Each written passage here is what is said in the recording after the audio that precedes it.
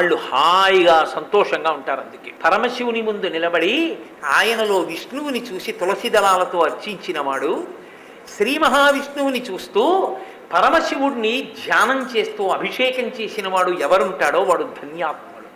కనుక ఈ మాసంలో దామోదరుణ్ణి అధిపతిగా పెట్టుకుని శివకేశవ అభేదమైనటువంటి ఉపాసన చెయ్యండి. అటువంటి స్థితిని పొందండి.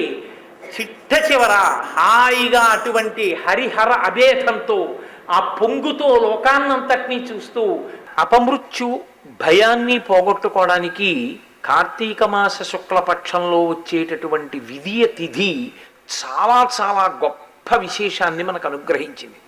అందుకే కార్తీక మాసం లాంటి మాసం ఇంకొకటి లేదు అంటారు.